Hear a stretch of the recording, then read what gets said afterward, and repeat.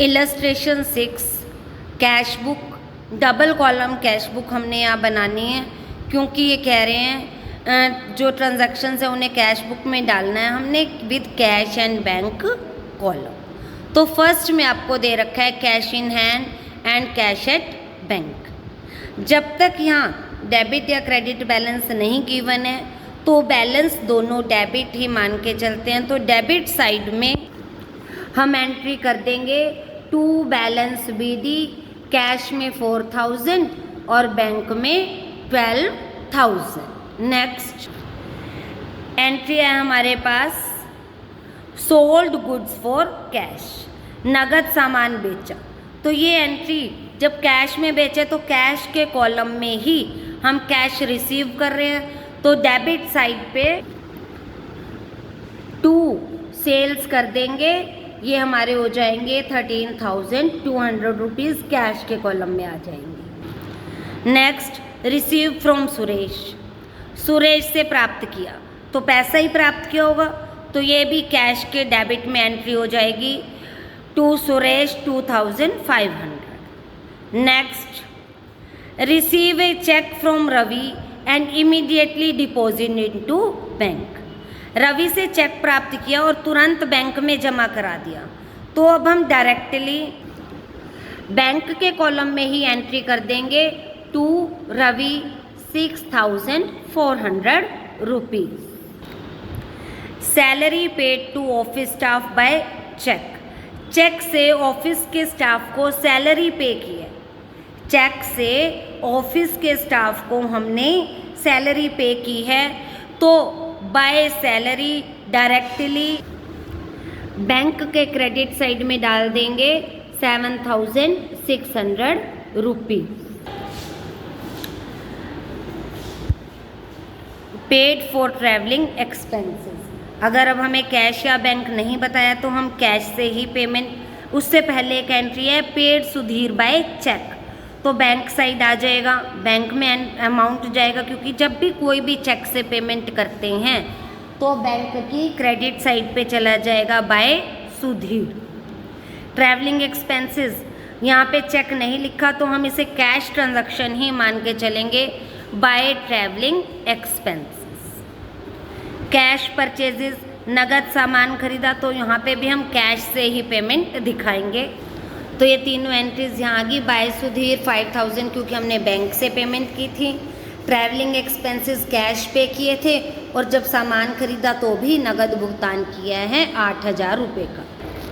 Next है cash deposit into bank, bank में 10,000 रुपये जमा कराए तो बैंक में डेबिट होगा और कैश क्रेडिट हो जाएगा क्योंकि हमारे लॉकर से कैश कैश निकाला हमने लॉकर से और बैंक में जमा कराया। तो बैंक की डेबिट में ये आपकी कॉन्ट्रा एंट्री होगी 16 तारीख को। जब आपने पैसे अपने कैश के लॉकर से निकाले तो कैश क्रेडिट हो गया, लिखा जाएगा बाय बैंक। कैश क्रेडिट क्यों है? क्योंकि आपने क्यों निकाला है कैश, क्योंकि बैंक में दे रहे हो, आप इसको बैंक में जमा करा रहे हो।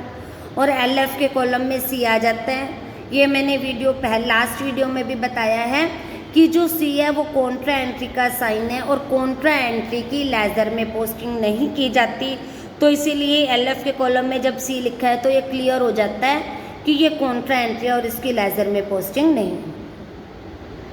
और बैंक की ये डेबिट कॉलम में जाएगा तो 16 तारीख को यहाँ पे to cash contra entry bank के कॉलम में 10,000 रुपीज़ एंटर हो जाएंगे। इसी डेट 20 तारीख को कैश सेल, नगद सामान बेचा है तो कैश के कॉलम में आ जाएगा to sales, purchase machinery and payment made by cash, तो ये भी कैश के कॉलम में बाय मशीनरी आएगा। बाय मशीनरी 6,800 रुपये ये हमारे पास आ गया है।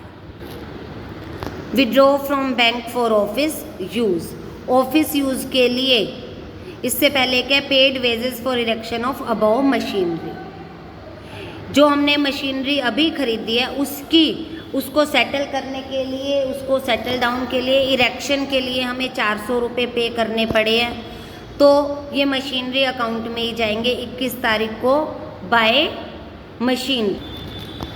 कैश के कॉलम में 400 रुपये डालेंगे, क्योंकि ये मशीनरी पे, तुरंत खरीदी हुई मशीनरी पे लगाने का खर्चा है, तो ये यहीं पे ही आएगा।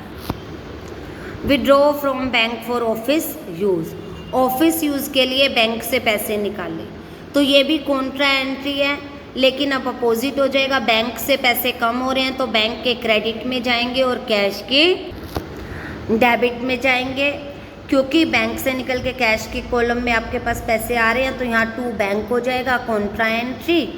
और इसी डेट में इधर हो जाएगी बाय कैश, और बैंक से ये पैसे कम हो गए। जब भी क्रेडिट में होते हैं तो पैसे कम होते हैं, आपको पहले भी बताया जा चुका है। 23rd को received a cheque from Anil and deposit into bank, Anil से एक चेक प्राप्त किया और बैंक में डिपॉजिट करवा दिया। तो यही सोचोगे कि डायरेक्टली बैंक में ही पैसा है, तो डेबिट साइड टू अनिल, और डायरेक्टली बैंक के कॉलम में ही ये पैसा हम शो कर देंगे। Anil check return by bank dishonour, Anil का चेक डिसऑनर कर दिया, मतलब कि बैंक से मैसेज आया कि अनिल का चेक फेल हो गया, डिसऑनर हो गया। तो अब हम अनिल को ही दोबारा से, जब उसने चेक दिया था तो डेबिट साइड लिखा था, अब क्रेडिट साइड में कर देंगे बाय अनिल। तो जो चेक यहाँ बैंक में जमा हुआ था वो अब रिटर्न हो गया, और अनिल ही के अकाउंट से हम इसको एडजस्ट करेंगे। Purchase a computer and paid by cheque, तो सिंपल एंट्री है, बाय कंप्यूटर और बैंक के कॉलम में पैसे जाएंगे। पेड चैरिटी, अब नहीं बता रहा है ये कि कैश या चेक से पेमेंट किया, तो हमने ये कैश में ही दिखाएंगे। 120 rupees by charity, paid into bank, दोबारा से कॉन्ट्रा एंट्री आ गई है, क्योंकि बैंक में हमने जमा कराए हैं 12,000 रुपये। तो बैंक की ये कहाँ जाएंगे, 12,000 रुपये जब बैंक में जमा कराए तो बैंक की डेबिट में टू कैश, और कैश की क्रेडिट में बाय बैंक। इसके बाद जैसे कैश अकाउंट, कैश कॉलम को क्लोज करते थे, ऐसे ही होगा। टोटल पेमेंट यहाँ पे कैश की 38,520 रुपये और बैंक की है 32,700 रुपये। टोटल रिसिप्ट कैश की है 42,300 रुपये और बैंक की है 45,000 रुपये। तो 42,300 रुपये में से 38,520 सब्ट्रैक्ट करोगे तो बाय बैलेंस सीडी आ गया 3,780 रुपये।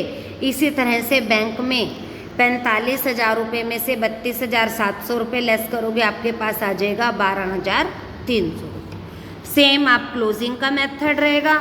और अगर किसी स्टूडेंट के पास बुक नहीं है तो सॉल्यूशन के लिए ये स्क्रीनशॉट भी ले सकते हैं।